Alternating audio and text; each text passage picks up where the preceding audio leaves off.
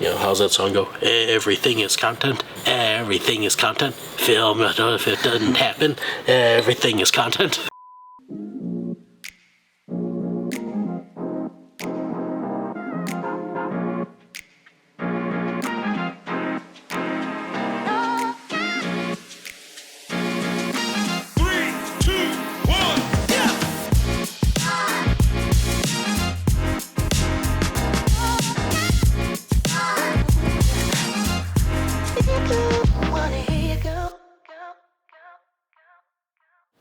Hey guys, welcome back. So I realized I've done a lot of word work and I've always said use a sharp tool, and I really haven't gone into detail about that. For me, a sharp tool is the most important thing. The only time I've ever been cut in the shop is when I think I can get one more cut, I can do a little bit more.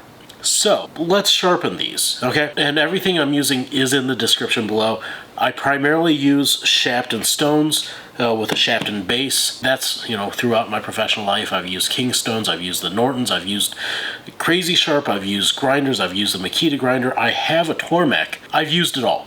And this is what I've zeroed in on as some of the easiest and longest lasting materials. This is where I have spent my money. And yes, I have got a lot more stones than this, but this is what we're going to use today. Come on in. I'll show you how to do this with the stone. I'll mention the Tormek just because I'll say, you know, you can use this. I like to use this for regrinding. I don't think I've ever used the stropping wheel, and I've got thoughts about stropping, but I use this to reshape blades when necessary. Otherwise, I like to do everything by hand. So let's get to doing some sharpening, and I'll show you a couple quick tips and tricks to make this really go easily, especially for small blades like the ones that come out of this plane, because they're really difficult to sharpen. So come on in and let's do this. All right, so to do all of this sharpening, I've got a variety of tools. So, you know, you've got your chisel, which is a very typical thing.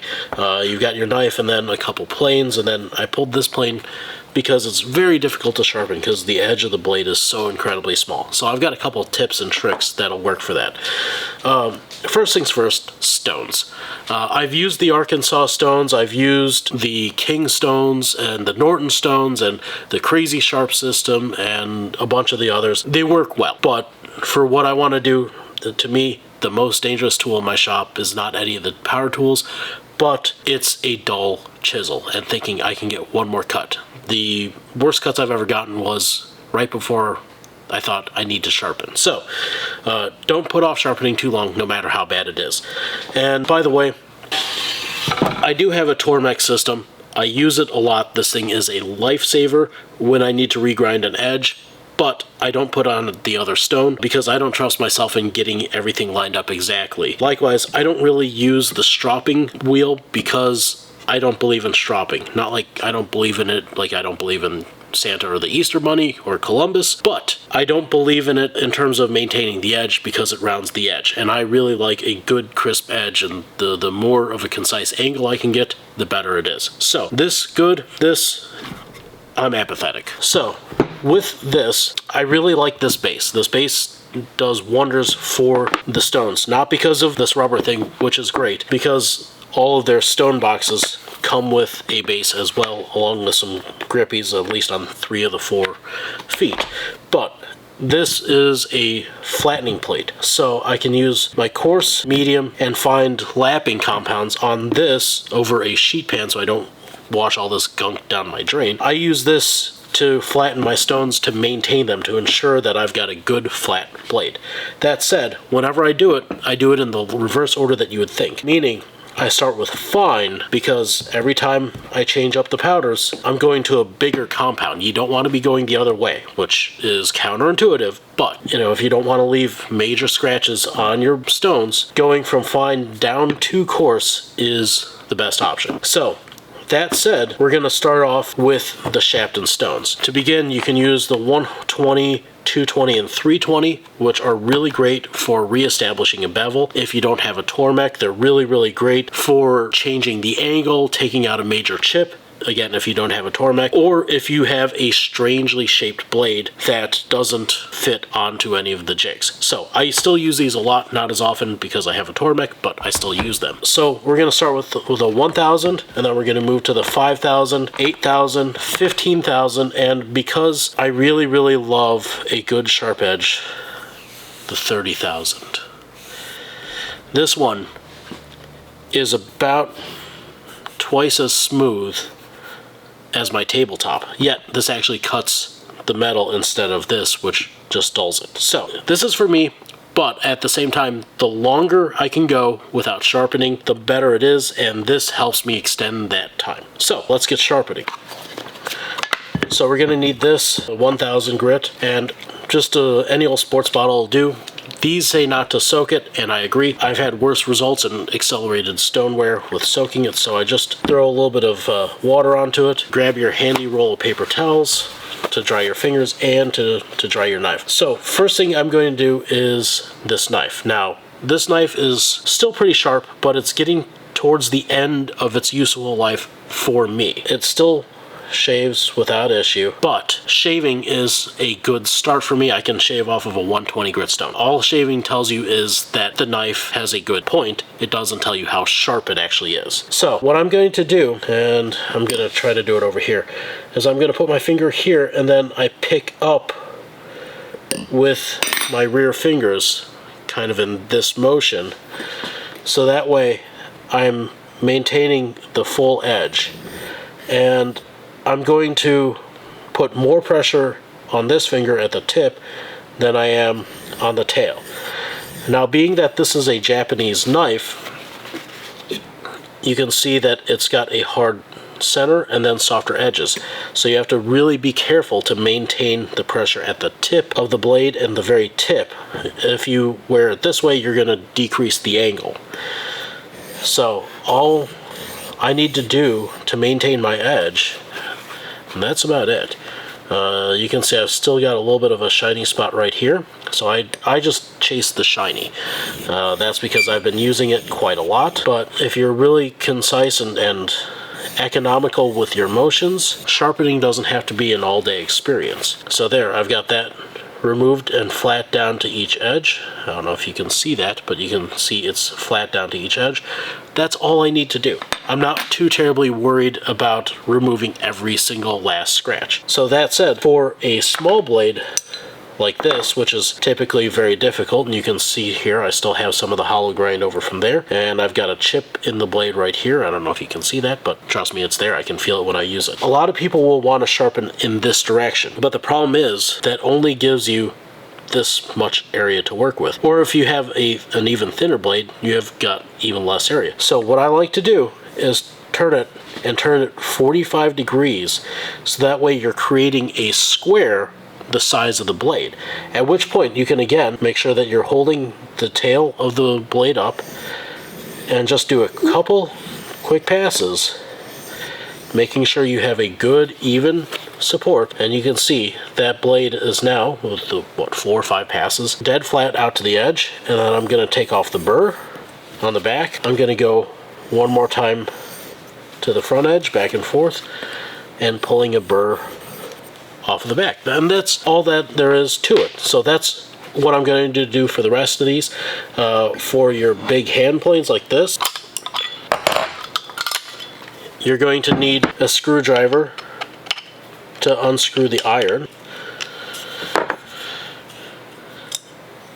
And once you have it out, you can see last time I did this, I actually had a little dip in my stone, which is not a big deal, because the important thing is the edge. Now, they sell all sorts of jigs for sharpening. You can do a micro bevel. I don't like them because the micro bevel means that you have to grind that much more the next time you sharpen. So I like to go to the bevel that is there. And every single one of my planes has a custom bevel. This one, in this case, it has a bevel of 28 degrees because that allows the front edge to have a good concise edge against the material it's cutting against, and it gives me enough meat behind it so that way the tail is not dragging, and it gives me a lot of material behind the blade to dissipate the heat.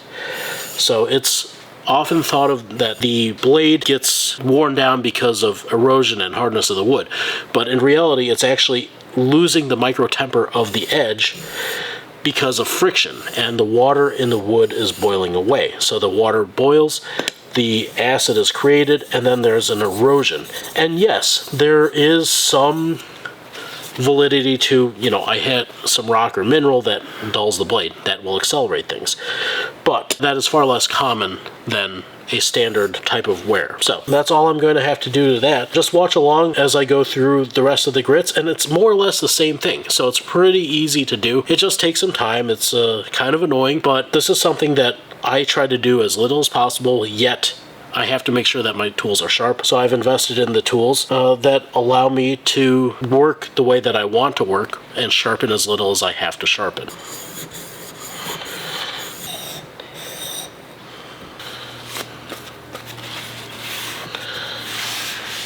Okay, so as I am changing out the stones, I just wiped this off and I threw away the paper towel because I don't want to transfer the swath from this onto the next stone, so that way I can maintain a good edge. So here we are at the 5,000.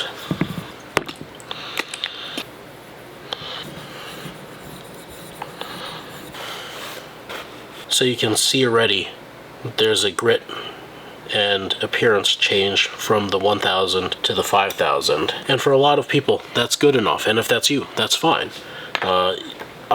For the longest time, I only sharpened up to 1,200 grit. So a lot of this is luxury of space and, well, as much as I hate to say it, money to buy nicer tools. But by having these nicer tools, I'm able to put this off. So when I was sharpening to 1,200 grit, I was sharpening probably 3 times a day, which really cuts into productivity. Now I sharpen maybe once a month, and that's not all of my tools, and, well, this is still not all of my tools. These are just the ones that need it today. This all came about because I was using this blade on a refret that I was doing, and I just couldn't get it to bite properly. And ebony is a really, really nasty wood to plane, so I probably sharpen this blade 3 to 4 times as much as I will sharpen this blade. And my joiner plane, which you saw in the first video, that one I probably sharpen once a year, maybe, if it needs it or if it doesn't. So, sharpen as needed. I'm not going to say one way or another that you're going to be sharpening X amount, but go ahead and sharpen as needed. So here's a before. You can see the striation lines on both sides. So after 10 strokes, you can see those striation lines. And it doesn't take much. So I'm just going to go back and forth.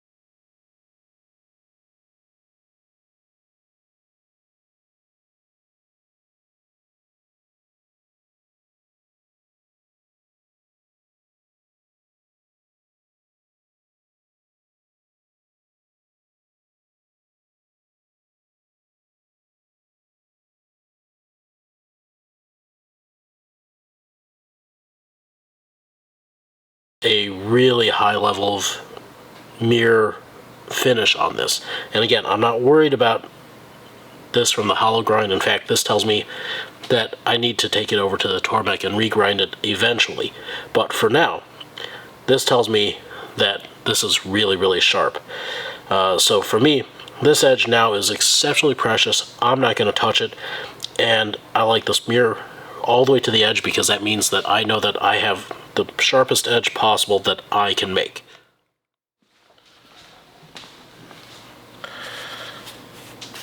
Alright, so with this blade, I'm done sharpening for today. Please like, subscribe, get some merch. It really helps support this. If you want $500 off of a deposit and ultimately the build of your guitar, use the promo code YouTube on my website. The links for all of this stuff that I've used today is down in the description. Please, it really helps support the channel. It really helps support me.